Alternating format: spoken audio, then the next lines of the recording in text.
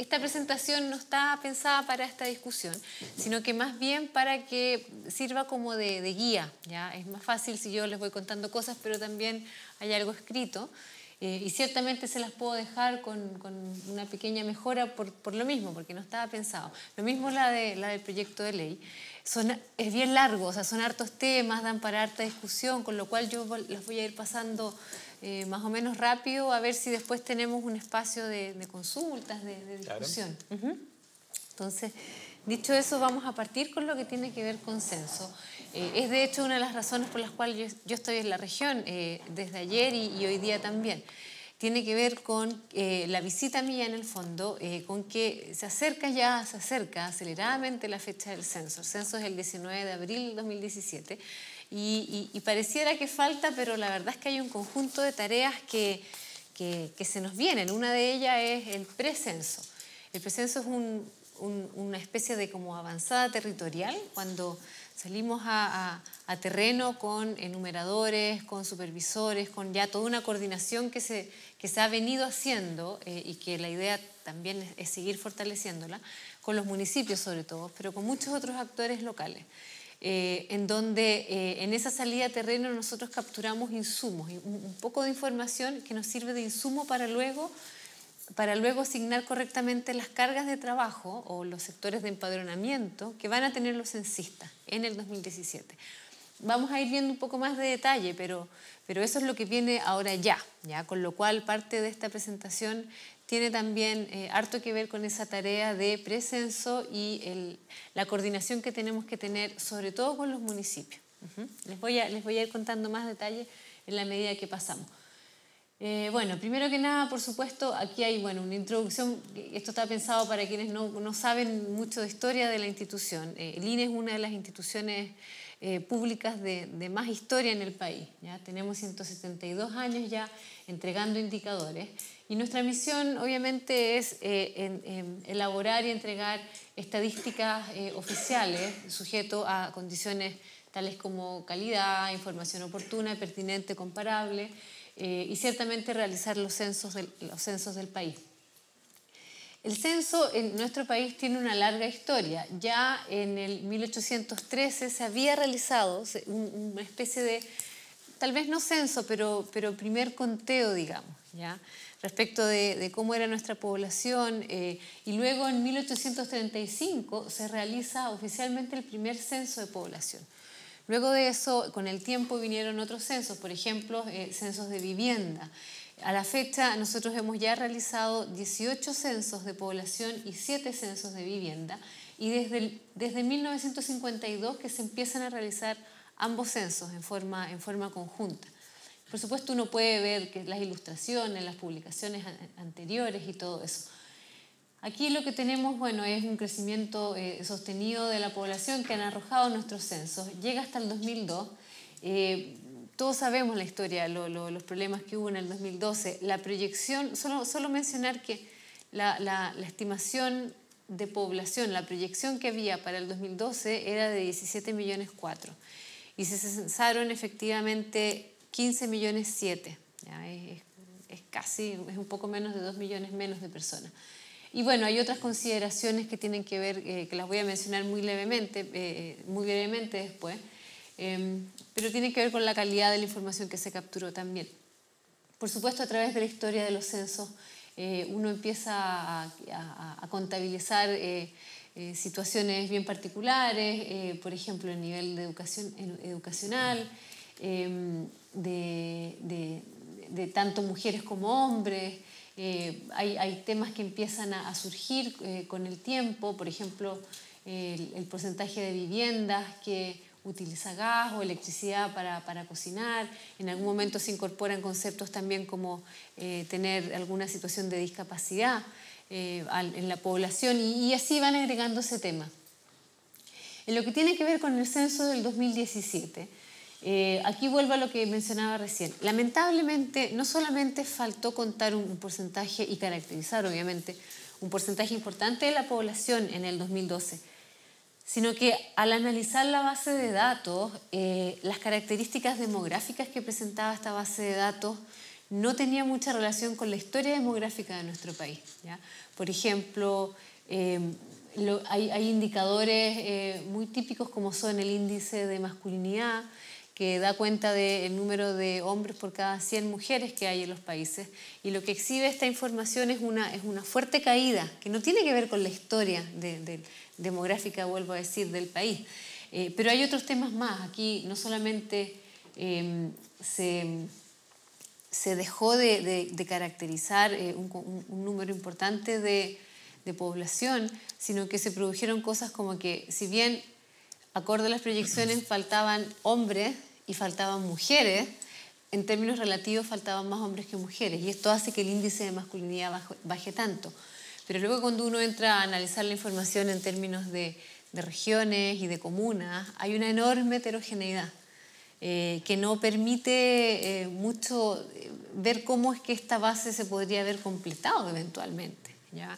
Obviamente esta auditoría y este análisis se hace en el 2014, que también es bastante lejos del 2012, que es cuando se realizó el levantamiento de información.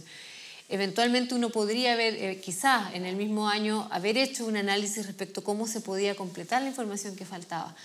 Pero no se hizo, y hacerlo 2 años después no sirve esto de ir a buscar o completar espacios geográficos que quedaron sin información. Pero luego, claro, uno ve que esta heterogeneidad se da bastante fuerte a nivel de regiones y ni hablar a nivel de comunas, ¿ya? Con lo cual, yo les estoy explicando muy en simple, pero una de las primeras conclusiones de analizar bien la base de datos es que no podíamos con esta información hacer estimaciones y proyecciones de población, que no estamos hablando a nivel país, estamos hablando a nivel ya de áreas geográficas más pequeñitas, que es para lo cual se utiliza muy bien la información de los censos, y tampoco la recomendábamos como una información oficial. Hoy día esta base de datos está disponible, si alguien quiere analizarla o hacer estudio de casos, o en el caso a veces de investigaciones académicas, tener sencillamente una base grande, pero no es una base considerada base de datos oficial de censo.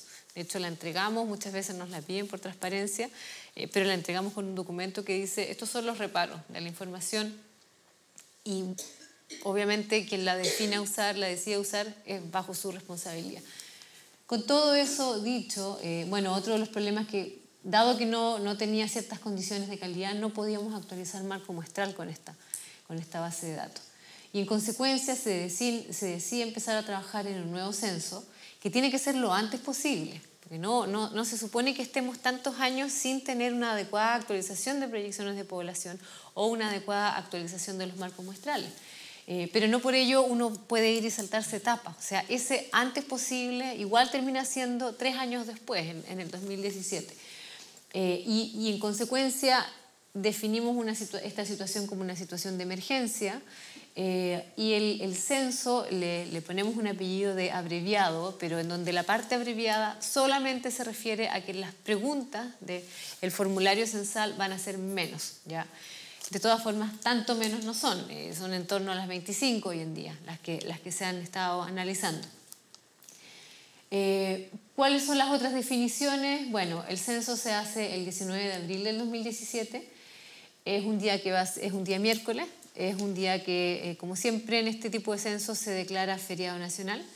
La idea de declarar los feriados nacionales es que las personas estén en sus casas esperando al censista, ¿ya? Que sea un día dedicado precisamente al censo.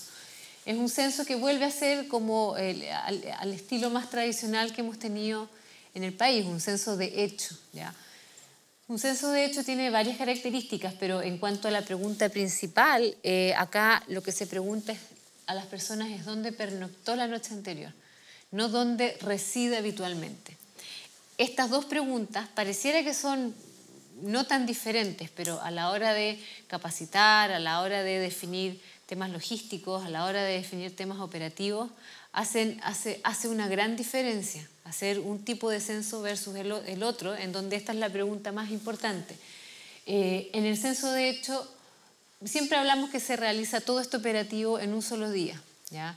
La verdad es que buenísima parte de las viviendas debe visitarse en un solo día, pero hay un pequeño porcentaje que tiene que ver con zonas que son de más difícil acceso, muchas veces asociadas a zonas rurales, alejadas, con poca conectividad, y a estas zonas no se puede llegar en el mismo día. Hay veces que hay que estar recorriendo caminos no muy bien definidos por 2 o 3 días a caballo o como sea, con lo cual siempre va a haber un porcentaje muy pequeñito que se visita los días posteriores, ¿ya? Pero el grueso es en un solo día. Como dije antes, será feriado nacional, y como los censos tradicionales en Chile se han realizado, acá vamos a trabajar con voluntarios, ¿ya? La idea de volver a la metodología más tradicional para hacer censos tiene que ver con esta situación de emergencia que yo les mencionaba, y tiene que ver con que nuestro país culturalmente conoce ese tipo de censo.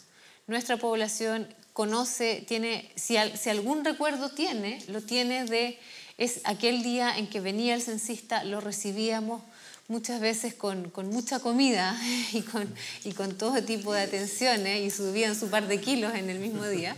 Pero lo recibíamos y lo esperábamos y teníamos la mejor de las predisposiciones para responder bien las preguntas, ¿ya? Y ese es un grupo de población y esa es una forma de participar. La otra es postulándose para ser censista, para hacer el trabajo de ir y recorrer el país haciendo estas preguntas del formulario. Volvemos entonces e invocamos esa cultura y ese conocimiento que ya tenemos como país. Ahora, en términos de las condiciones o los objetivos principales de este censo, tenemos, como yo ya algo he adelantado, en primer lugar que el censo tiene que servirnos para realizar actualizaciones y proyecciones de población, y para las áreas más pequeñas posibles. No hablamos ni de país, ni de región, ni de comuna, sino que áreas más pequeñas aún, ¿ya? Y con obviamente las definiciones de rural y urbano.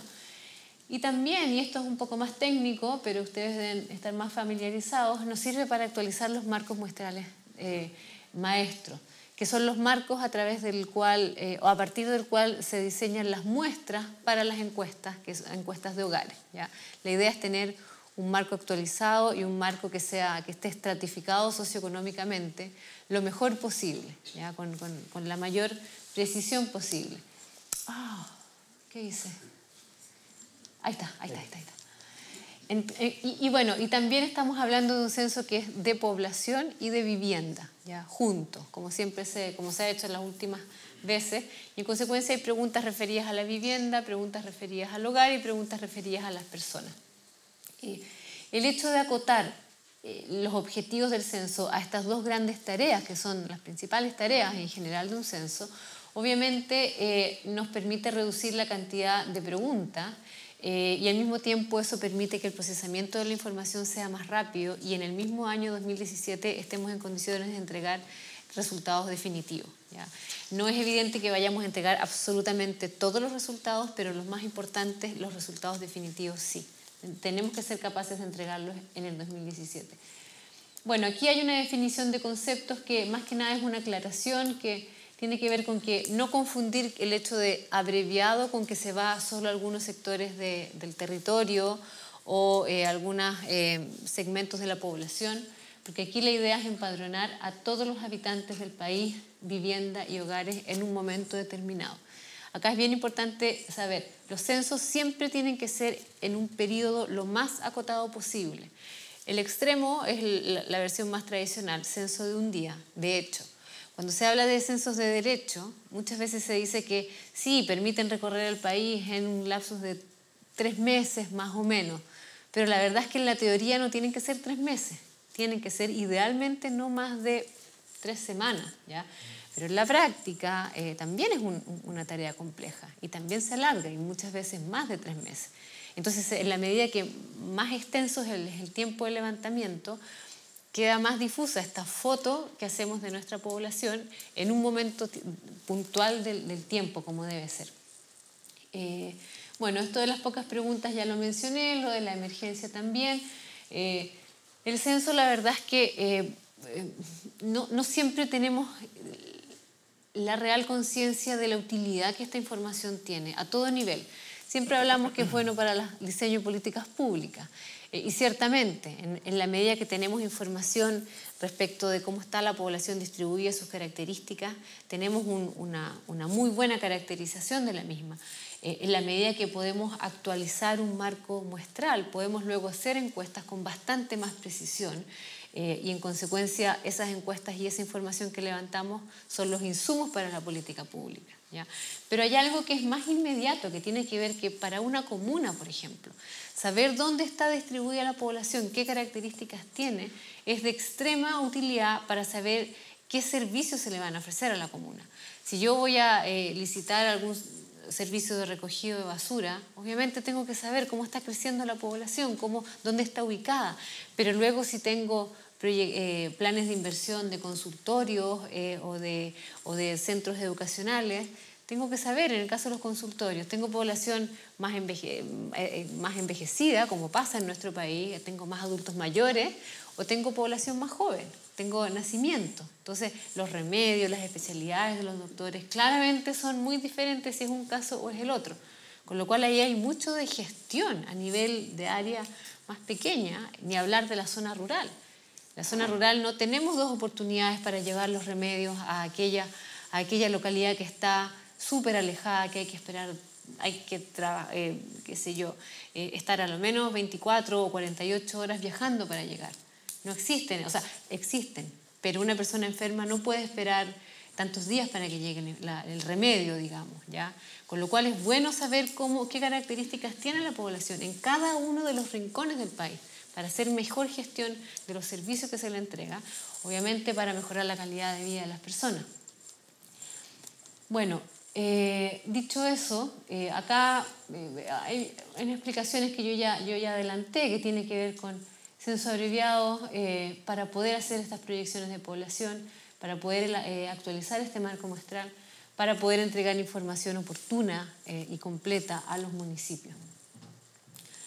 Luego, también hoy día estamos instalando un proceso, porque el hecho de que a 5 años de la experiencia del 2012 estemos con una planificación de un censo, nos permite tratar y trabajar para ello, de instalar un proceso que viene recomendando la CELADE, que es el Centro Latinoamericano de Estudios de Población de la CEPAL, hace mucho tiempo, que tiene que ver con que 10 años es mucho tiempo para tomar estas fotos y estas caracterizaciones de la población.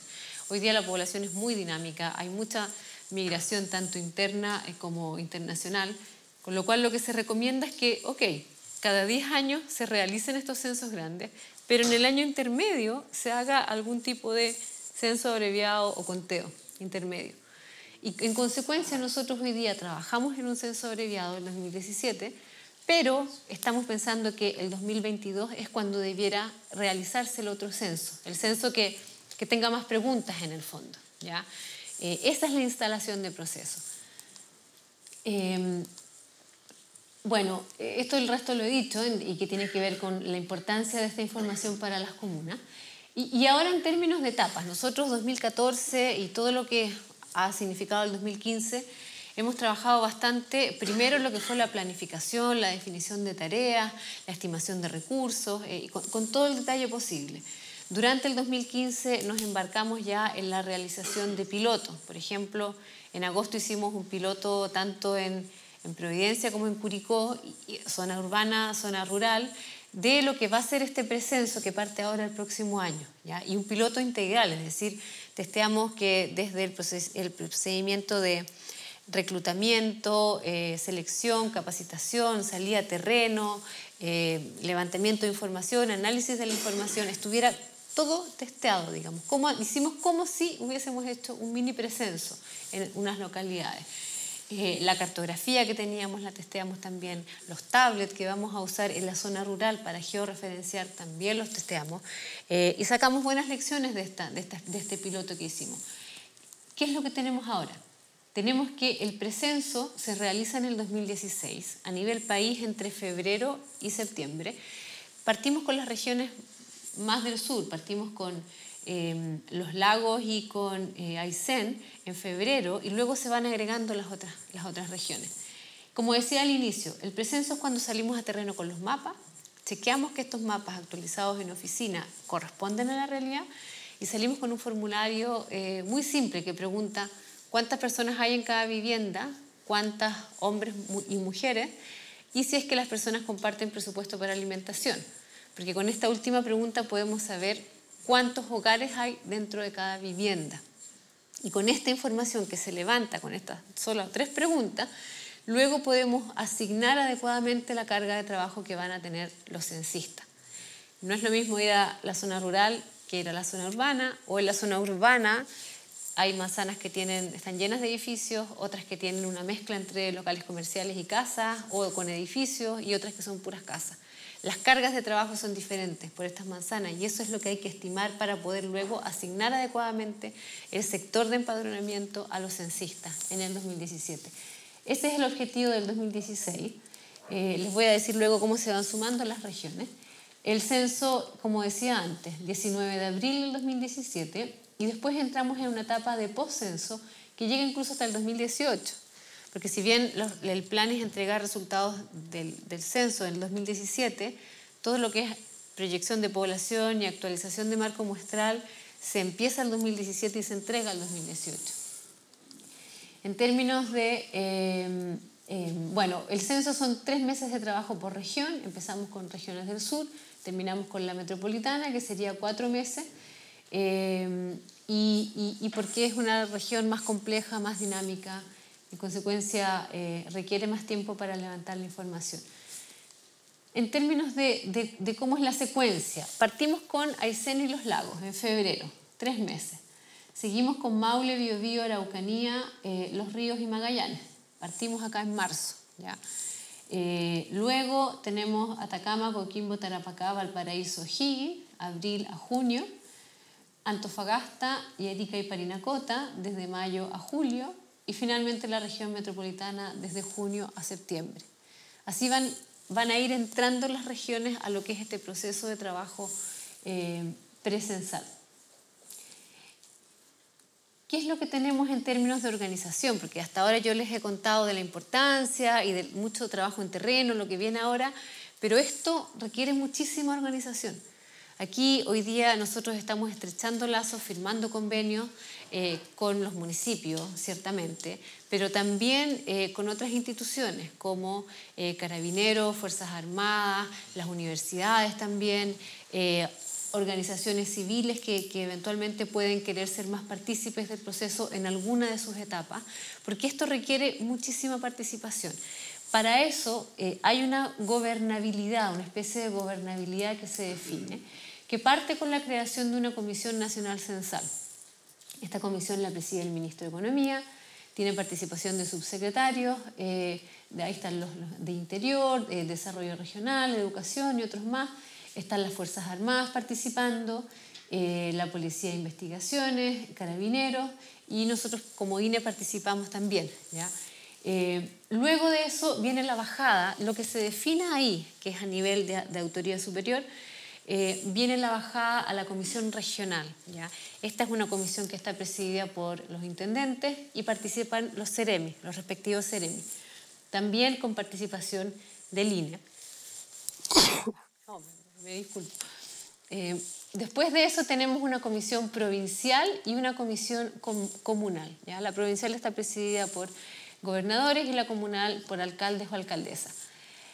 Al final de esta cadena de comisiones, estoy con un poco de alergia, lo siento, lo que tenemos es que a nivel de la comisión comunal y en la coordinación que hagamos con nuestros equipos INE, con la dirección regional y un conjunto de personas que entran a trabajar, que son operadores, digamos, encargados operativos a nivel regional, a nivel provincial, a nivel comunal, ¿ya? Más los presencistas. La capacidad que tengamos de coordinarnos bien con ellos es crítica, ¿ya? Los municipios son quienes mejor conocen las áreas, los territorios, quienes mejor saben cuándo es más apropiado ir a un sector u otro, qué rutas tomar para ir a un lugar u otro, con lo cual hay mucho trabajo de logística y de operativa que se hace muy de la mano con ellos. Hoy día tenemos en general ya muchísimos convenios firmados con prácticamente todos los municipios a nivel del país, pero desde antes de la firma de este convenio ya hemos estado trabajando con ellos. Ellos, por ejemplo, nos han entregado los certificados de recepción final y los planos de loteo que nos sirven para ir actualizando nuestra cartografía, ¿ya? Aquella que yo digo que actualizamos en oficina, la hemos hecho con este insumo que es de gran utilidad. En conjunto aquí hay todo un sistema de comisiones y de coordinaciones que se tienen que ir dando. Tenemos luego, bueno, aquí hay un conjunto de responsabilidades municipales que la verdad las voy a pasar, pero tienen que ver con estas materias que yo les dije, que hay por supuesto instalaciones que necesitamos, lugares para almacenar material, otros para realizar reuniones, transporte también es un área en donde tenemos mucha colaboración con ellos. Y nosotros somos quienes hacemos la levantada de información, digámoslo, ¿ya? Pero con una fuerte coordinación con el municipio. Ahí hay un detalle más fino de lo que necesitamos. A nivel país, ¿qué es lo que necesitamos? Más o menos en torno a los 550.000 voluntarios para el censo en el 2017, perdón. Acá sale Valparaíso porque esto lo tomé de otra presentación, pero a nivel de la región de la Araucanía, los censistas que necesitamos son en torno a los 30.000. Nosotros siempre estimamos un número, pero luego lo aumentamos en 20%, porque la gente puede inscribirse, pero después no necesariamente llega. Con lo cual, la estimación que en este momento tenemos en la Araucanía son 28.000, pero con el 20% llegamos a 35.000. ¿Ya? Ahora, cuando nosotros realicemos realmente el precenso, vamos a poder tener una mucho mejor estimación de cuál es el número de personas, cuánto es el número de personas que necesitamos registrar, capacitar y luego salir con ellos a terreno, porque es ahí cuando se asignan y se definen mejor las cargas de trabajo. También vamos a hacer durante el 2016 un piloto de censo. Esto es, como cualquier piloto, hay que simular un escenario que nos permita testear todos los procedimientos que vamos a querer aplicar durante el censo, pero en este piloto. Y realmente es como si hiciéramos un mini censo en diferentes regiones del país y para ver cómo funciona toda nuestra preparación hasta el momento, para detectar todavía algún tipo de error o descoordinación o algo que no habíamos incorporado en nuestro trabajo y poderlo incorporar antes del censo. Con eso, la verdad es que hoy en día nosotros estamos trabajando con un enorme entusiasmo, ¿ya? Lo tengo que decir porque esto de verdad es una gran tarea en términos de la información que entrega al país para su toma de decisiones, porque al final del día tener buena información nos permite poder tomar decisiones, ya sea que son a nivel público o privado, que aportan al desarrollo del país. El censo realmente es mucho más que un operativo estadístico, es mucho más que un proyecto de línea, muchísimo más, ni siquiera de un gobierno, sino que es realmente, en nuestra opinión, un acto republicano, es realmente una tarea país. Y obviamente en la medida que somos capaces como país de realizarlo de buena forma, esto se vuelve una razón de orgullo nacional. Hoy día nosotros, como decía antes, estamos trabajando y estamos generando todo tipo de coordinaciones, porque queremos que esto sea un proceso lo más participativo posible, lo más inclusivo posible. Hemos firmado ya convenios con una variedad bien grande de instituciones. Por ejemplo, tenemos a la Cruz Roja, tenemos los Scouts, la Asociación de Municipios. Por supuesto, el sector público tiene una responsabilidad de participar, pero aún así hemos empezado ya a estrechar lazos en todo lo que va a significar este trabajo. Y esas son algunas de las instituciones. También nos hemos acercado a las organizaciones de inmigrantes, que muy gratamente han recibido este acercamiento nuestro.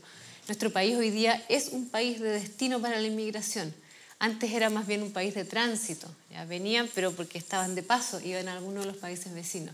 Hoy en día esta información se hace más importante que nunca y es importante darles también la seguridad de que esto no tiene nada que ver con chequear legalidades o ilegalidades, ¿ya? Sino que tiene que ver con tener una buena caracterización de la población y luego las necesidades que tiene esta población. Dicho eso, la verdad es que en eso estamos, estrechando lazos con muchas organizaciones y puntualmente con los municipios haciendo toda la preparación para salir a terreno de aquí a unos pocos meses.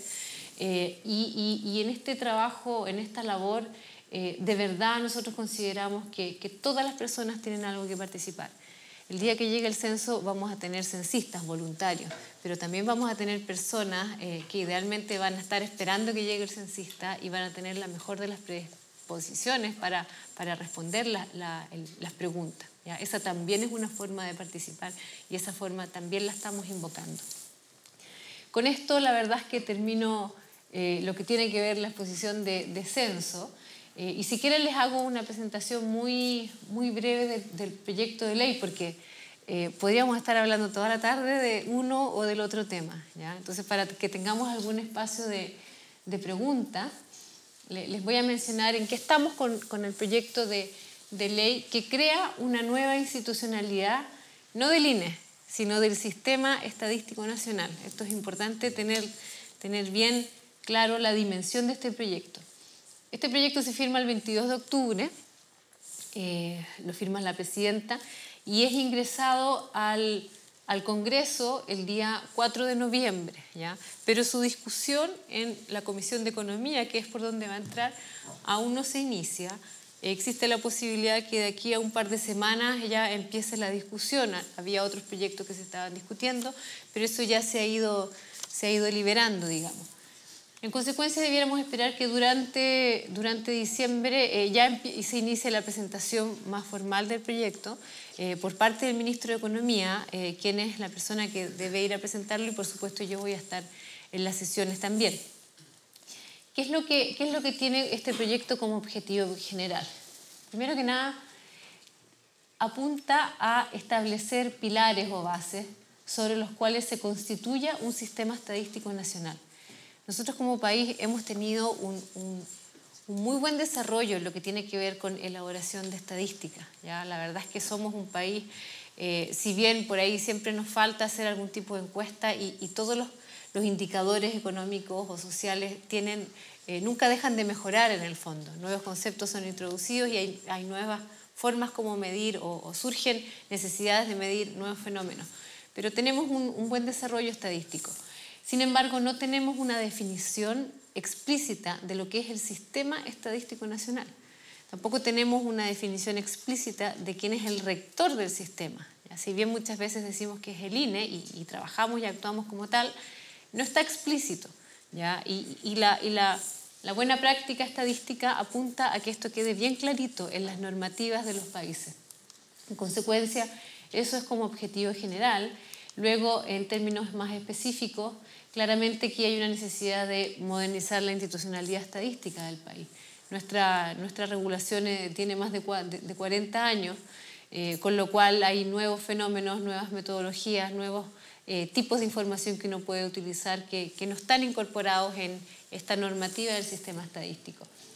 Obviamente aquí hay estándares que hay que ir cumpliendo, tales como independencia, calidad técnica y eficiencia, ya que no solamente se aplican al ámbito estadístico.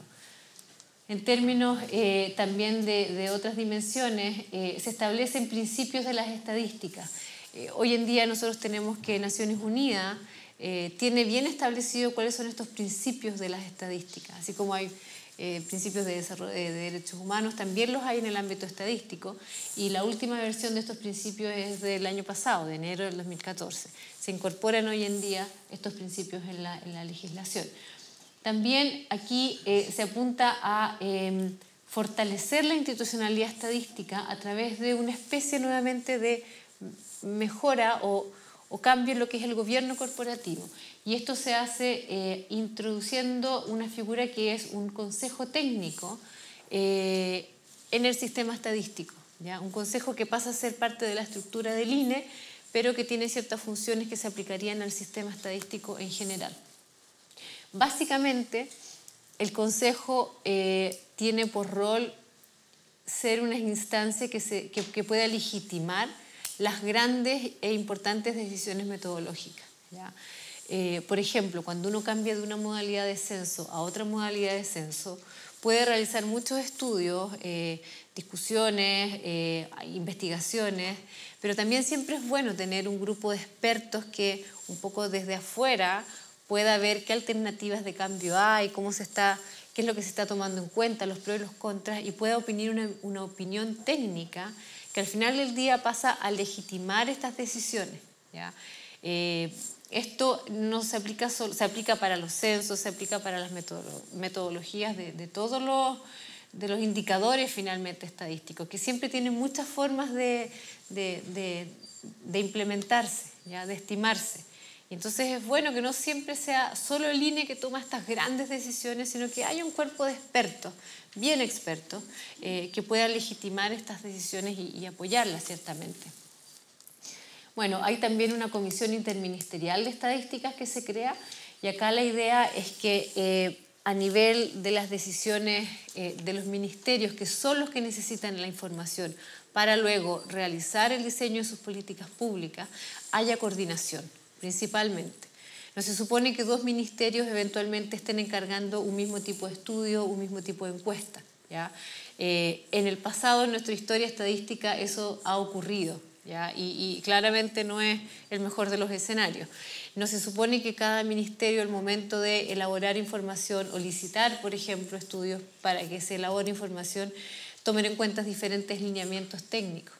La idea es que todo el sistema estadístico, todos quienes tienen alguna facultad para elaborar información, se rijan por un mínimo set de condiciones de calidad, de precisión, de oportunidad, un mínimo set de principios con los cuales tienen que cumplir las estadísticas finalmente, ¿ya? Y esa comisión apunta a generar todas estas coordinaciones y a bajar, digamos, los lineamientos que promueva el INE como ente rector que se propone en este proyecto y que se explicita del Sistema Estadístico Nacional.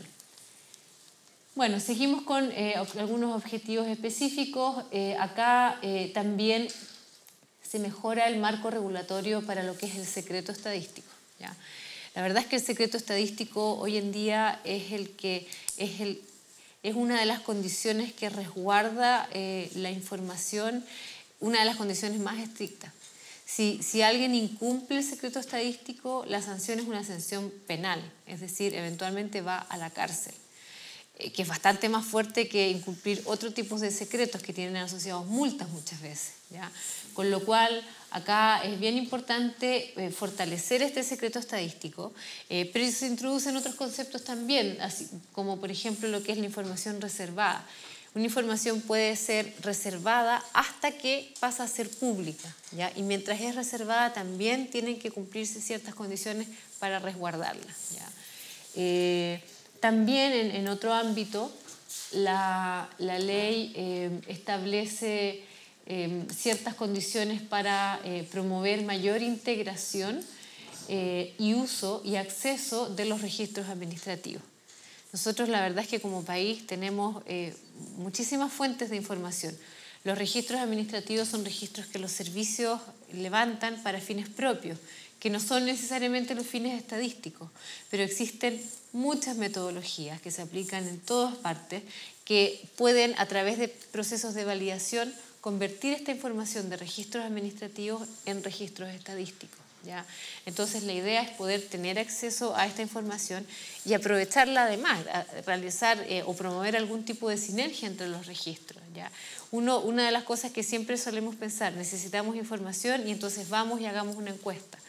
La verdad es que hay algo de eso que puede ser, pero si la información ya está en manos de algún servicio, ya está en manos del Estado, no se supone que vayamos y la preguntemos de nuevo, ¿ya? Se supone que seamos eficientes en el uso de esta información, con todos los resguardos de seguridad, por supuesto, ¿ya? Y a eso apunta el proyecto de ley, a generar las condiciones para que podamos realizar un mejor uso de la información. ¿Y por qué? Porque esta sirve para diseño de políticas públicas, toma de información, mejora de calidad de vida al final del día.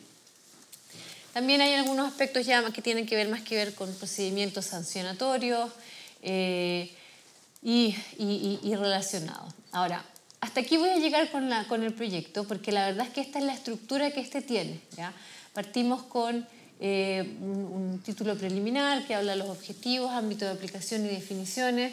Se introducen estos principios del Sistema Estadístico Nacional, se da cuenta de la institucionalidad estadística con estos 4 componentes, como mencionaba antes, el INE, el Consejo, la Comisión Interministerial, luego, obviamente, para cada una de estas entidades se define muy bien cuáles son las funciones, las prohibiciones, qué características tiene el Consejo, por ejemplo. Luego hay una mención respecto al personal del INE. El INE va a seguir siendo una institución pública, ¿ya? La independencia técnica que se refuerza en la institución finalmente viene dada por la forma como se va a elegir y cómo se va a remover a la jefatura superior del servicio. En este caso es el director o directora.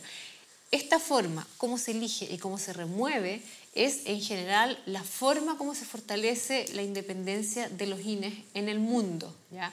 Y hoy en día, usted no sé cuánto saben, pero básicamente tenemos un sistema de alta dirección pública. Lo que ocurre es que los candidatos a ser director o directora INE postulan al sistema, el sistema elige una terna o una quina, se la propone al ministro de Economía y este elige una persona que se la propone a la presidencia y la presidencia nombra a la jefatura del servicio. Lo que propone el proyecto de ley es que se mantiene el sistema de alta dirección pública, pero en vez de pasar la selección de candidatos, la terna, por ejemplo, al ministro de Economía, se la va a pasar a este consejo que es un cuerpo de expertos, digamos, ¿ya? Y son ellos los que van a hacer la propuesta a la presidencia de él o la mejor candidato. La verdad es que esto, en consecuencia, lo que apunta es a cortar esta especie de dependencia entre una figura, una autoridad política como es un ministro y un cargo técnico como es el ser director o directora de una institución técnica, que es el INE, ¿ya? De esa forma se corta la idea de que cada vez que haya cambio de ministro, eventualmente puede haber cambio de director o directora del INE, ¿ya? Y eso es un fortalecimiento a la dependencia de la institución, ciertamente. Ahora, también decía antes, hay aspectos asociados al secreto estadístico. Hoy en día todas las personas, cualquiera de nosotros que esté sujeto a secreto estadístico, si filtra información, está sujeto a penalidades, ¿ya? Pero no hay nada en la regulación actual que explícitamente, digamos, penalice a quien desde afuera promovió para que esta información se filtrara. Y hoy en día estamos incorporando eso también. Sanción no solamente al que entrega, sino también al que solicita desde afuera, ¿ya? Porque esta no es información que se tenga que entregar. Y como decía antes, hay otros aspectos. Por ejemplo, en el ámbito puramente estadístico se nos asigna una enorme responsabilidad que tiene que ver con que entrada en vigencia esta ley, nosotros debiéramos ser la institución que realice la medición de la pobreza, ¿ya? La medición de la pobreza, si ustedes saben, ha estado tradicionalmente medido por la CEPAL. El año pasado puntualmente se hizo una mesa de trabajo con mucha coordinación entre el Ministerio de Desarrollo Social, el INE y con apoyo de la CEPAL también, para hacer 2 cambios súper importantes. Uno tuvo que ver con la canasta con la cual se mide la pobreza, una canasta que llevaba un par de décadas sin haber cambiado, pero también se introdujo un concepto nuevo, que es el concepto de la pobreza multidimensional. En consecuencia, ahí ya se inició todo un trabajo muy técnico, con apoyo, por supuesto, de un panel de expertos también y con apoyo de la Universidad de Oxford, que son expertos en lo que es medición de pobreza multidimensional, y ese trabajo continúa. Nosotros hoy día nos estamos preparando para que el día que seamos los encargados de medir la pobreza, tengamos todo el conocimiento y todo el aprendizaje que se necesita, ¿ya? La idea es que el INE pase a ser la institución que la mide, por supuesto, con un equipo de otro comité técnico de expertos que nos ayude a legitimar decisiones que en el camino se pueden requerir realizar, ¿ya? Bueno, el resto, la verdad es que son otros aspectos más generales y tal vez yo creo que podemos dejar hasta acá lo que tiene que ver con los contenidos y obviamente pasar a responder cualquier tipo de consulta que ustedes puedan tener. Okay, gracias. Muchas gracias.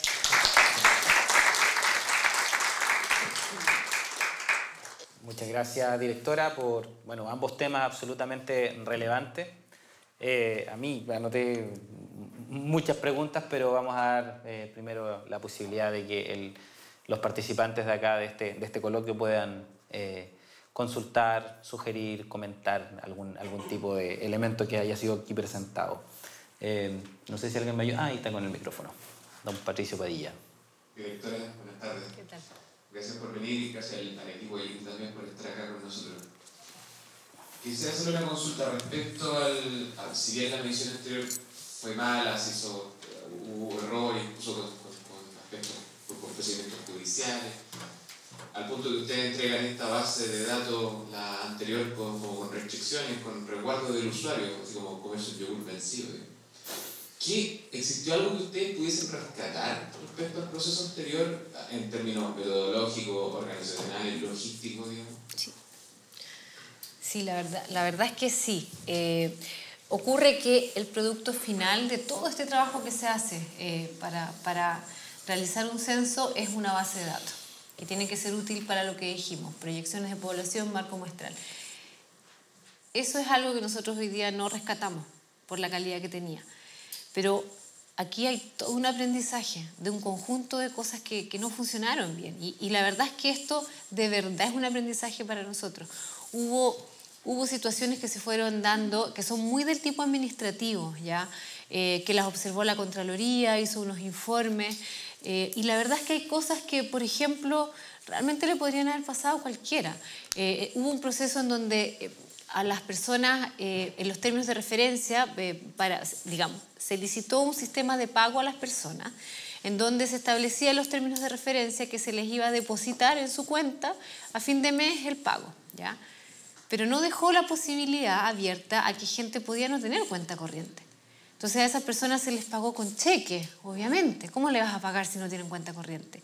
Y eso es algo que observó la Contraloría, porque no estaban las bases en los términos de referencia. Y claro, ex post parece súper obvio, pero un poco también relacionado con este cambio de modalidad de censo, a 7 meses de salir a terreno, en donde es muy difícil tomar en cuenta todos los elementos que se requieren y que son diferentes. Y se iba a trabajar con censistas voluntarios y se pasa a trabajar con en torno a las 12.000 personas contratadas para el censo. Entonces, todos esos contratos que hubo que hacer tuvieron que tener una base y no puedo decir mucho, pero a alguien se le olvidó, no tomó en cuenta que no todo el mundo tenía cuenta RUT o alguna cuenta en donde depositar. Entonces, ya, eso puede ser un tema netamente administrativo, pero también es una complicación. La parte logística también, las coordinaciones, o en algunos temas ya más técnicos. Ocurre que en el precenso, por ejemplo, uno sale a terreno con enumeradores, quienes van y levantan la información, pero también tiene que salir con supervisores. Esto se aplica a las encuestas, se aplica a los precensos, es algo estándar.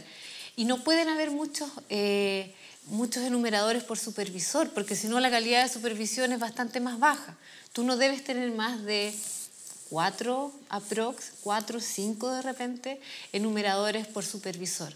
Y acá había cerca de 10 por supervisor. Entonces, el control que se hace de la calidad de la información no es lo mismo. Esas son cosas que uno va aprendiendo y va internalizando. Nosotros las hemos internalizado hoy día. Luego, hay un conjunto de otros temas que también no fueron, digamos, no aprovechados. Por ejemplo, la cartografía.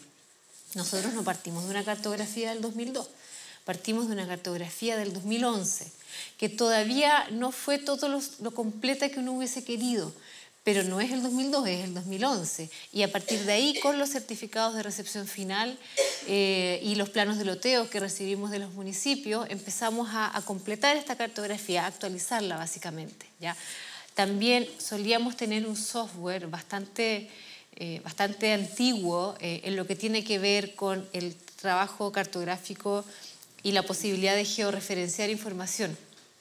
En la experiencia pasada se compró un software de último nivel, con licencias adecuadas, y entonces se capacitó a la gente, obviamente, y eso todo se aprovecha, ¿ya? Y en parte eso es lo que permite que en esta oportunidad, a 3 años, digamos, con 3 años de trabajo, podamos salir a terreno, o digamos, estemos trabajando full para poder salir a terreno, porque hay experiencias que se aprovechan, hay software que se aprovechan y la información base no es tan antigua, ¿ya? Hay un conjunto de otros temas que la verdad es que hemos tratado al máximo de aprovechar lo que pasó, los errores que ocurrieron, de todo tipo, de comunicación, de coordinación, ya de trabajo en terreno.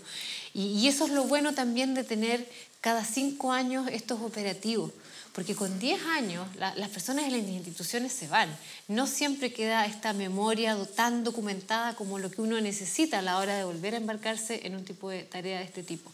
¿Ya? Entonces, pero lamentablemente, en términos de base de datos final, eso es la parte que no estamos usando. Yo aprovecho también de preguntar mientras los demás también piensan sus otras preguntas. Algo que me queda dando vuelta porque, bueno, lógicamente es absolutamente necesario y todos los que trabajamos con las estadísticas, sobre todo en la construcción de instrumentos y política pública, instrumentos de planificación, ¿de dónde sacamos la información? Los datos. Entonces, el tema es cómo se resuelve esta ruptura de periodicidad que ya la tenemos. Y por otro lado, ¿cuál va a ser entonces el nivel de análisis intercensales o de compatibilidad de la información? Vamos a tener data del 2012, qué parte del 2012 o nada, y después ya nos pegamos el salto al 2017.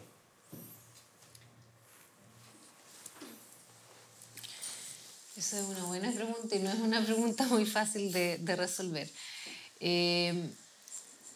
Efectivamente, aquí vamos a tener una situación que, a ver, por un lado es cierto, vamos a tener datos oficiales 2017 y los datos oficiales, digamos, provenientes del censo del 2017 y los previos son de hace 15 años atrás, ¿ya?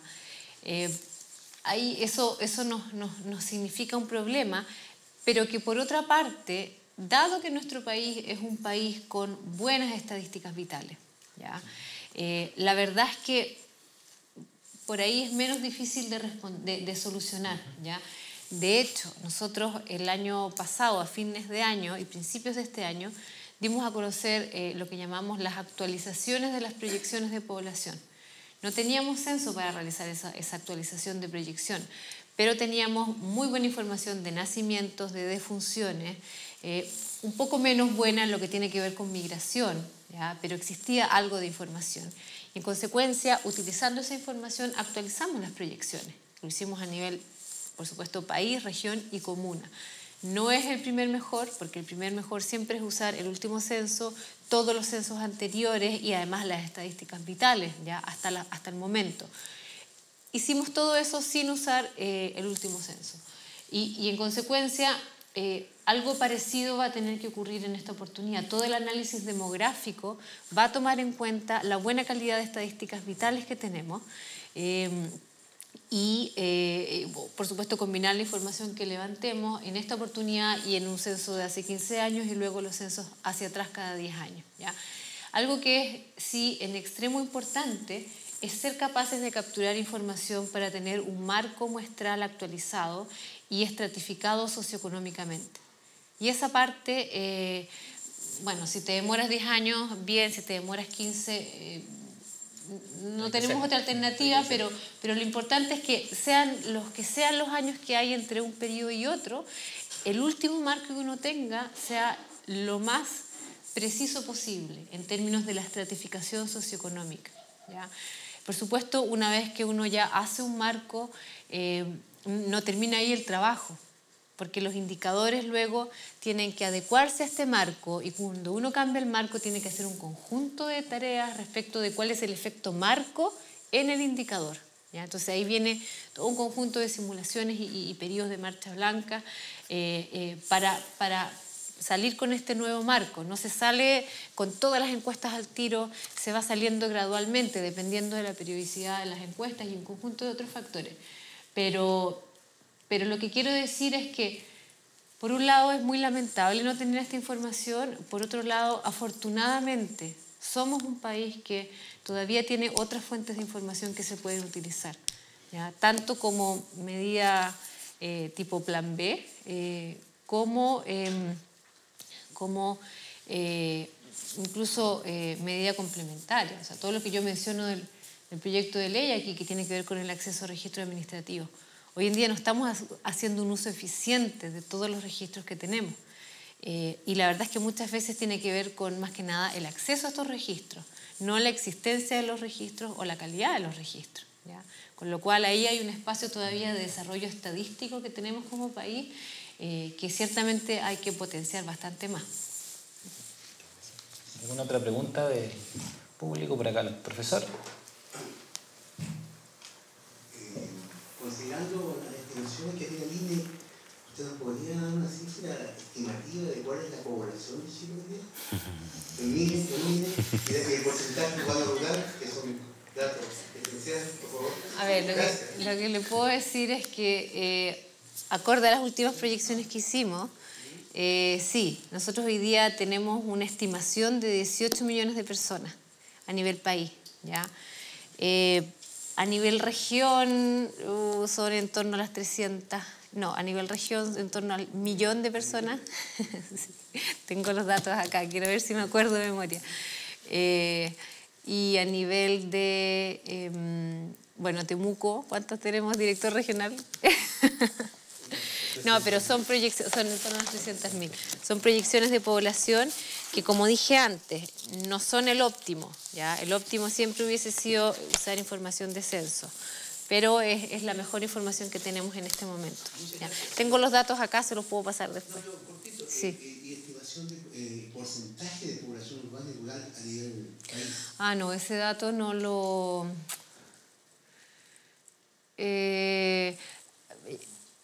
A ver, ocurre que varias cosas ocurren. Primero que nada, me voy a ir por lo más fácil. Las comunas no siempre son 100% urbanas o 100% rural, ¿ya? Obviamente nosotros tenemos una estimación de población para cada una de las comunas, que luego uno puede sumar, si uno quiere, aquellas comunas que tienen un alto nivel de ruralidad, y entonces ahí ya tiene un número, ¿ya? Pero hay otras consideraciones y tienen que ver con la definición de ruralidad, ¿ya? A lo largo de la historia de nuestro país, yo diría de la historia estadística de nuestro país, la definición de ruralidad ha estado muy relacionada con el trabajo operativo que se hace en los censos, ¿ya? Una cosa es desde un punto de vista operativo y el trabajo que se hace en terreno, definir zona rural, zona urbana, y sirve para ir definiendo, por ejemplo, las metodologías de recorrido, ¿ya? Y otra cosa es una definición conceptual de ruralidad que puede tomar en cuenta no solamente un trabajo operativo censo, sino que otras consideraciones. Hoy en día la OECD tiene definiciones de ruralidad que si se aplicaran al país, probablemente el 50% de la población sería rural, ¿ya? No es evidente que esa definición sea la más adecuada para Chile. Entonces, ocurre que nosotros con la información que vamos a levantar de censo, vamos a efectivamente poder explicitar mejor, incluso generar la discusión respecto de cuál es la mejor definición de ruralidad para el país, ¿ya? Y aquí también va a depender del objetivo. Pueden haber una definición 1, una definición 1 ampliada, depende mucho del objetivo, ¿ya? que se quiera analizar, cumplir y todo eso. Pero lo importante es que la información que levantemos permita hacer todas esas estimaciones alternativas, si uno quiere, respecto a lo que se puede considerar rural o no. No es una tarea fácil y no es una pregunta fácil de responder, efectivamente, pero es muy buena. Sí. Un pequeño comentario, que abuso un poco del micrófono.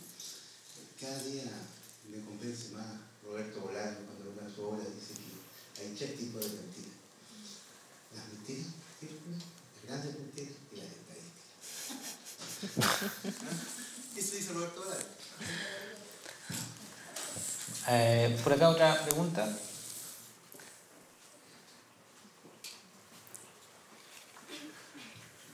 Hola, buenas tardes. Ahora que tiene, bueno, primero que todo, muy contento por este nuevo proyecto, por la modernización de INE, del sistema institucionalidad. Creo que está muy bien eso.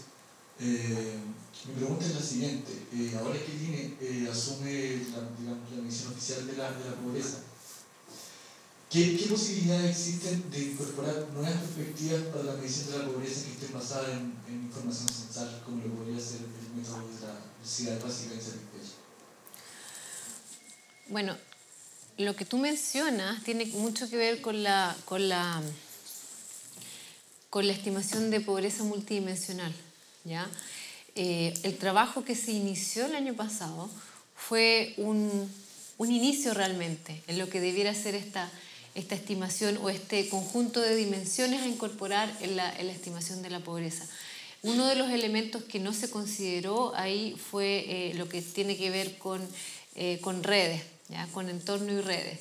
Y esa discusión es una discusión que precisamente se da en un contexto muy técnico y muy experto. Y para eso precisamente es que existe el panel de expertos, ¿ya?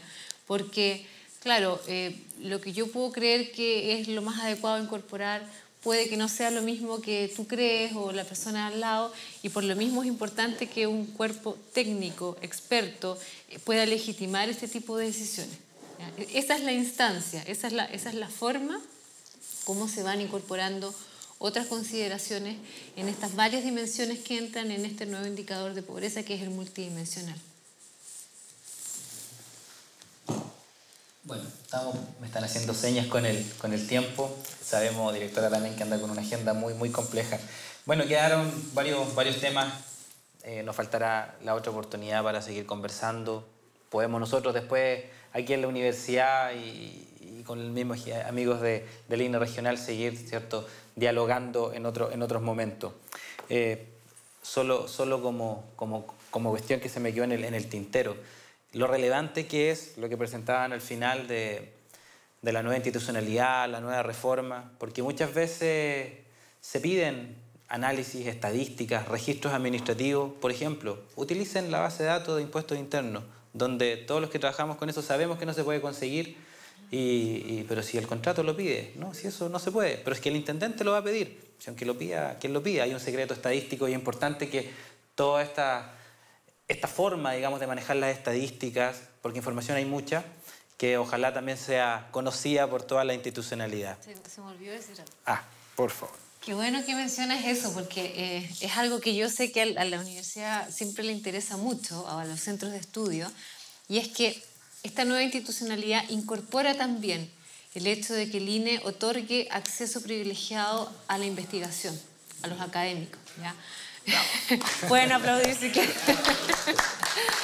Ahora, obviamente, claro, tiene que ser bajo condiciones de resguardo de la información.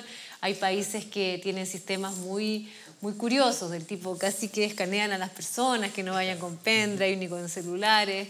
Y por ahí también que una vez que los estudios estén realizados, el INE revisa el estudio, pero no para validar el resultado, ya la regresión econométrica, no es para eso, sino que es para ver si es que hay algún tipo de comentario que pudiera llevar a alguien a un lector externo a identificar de quién se está hablando, ¿ya? Porque hoy en día no solo se habla de innominar la información, es decir, sacarle el nombre y apellido, sino que innominar e indeterminar, es decir, que no sea posible descubrir de quién se está hablando, y eso es lo que se llama anonimización.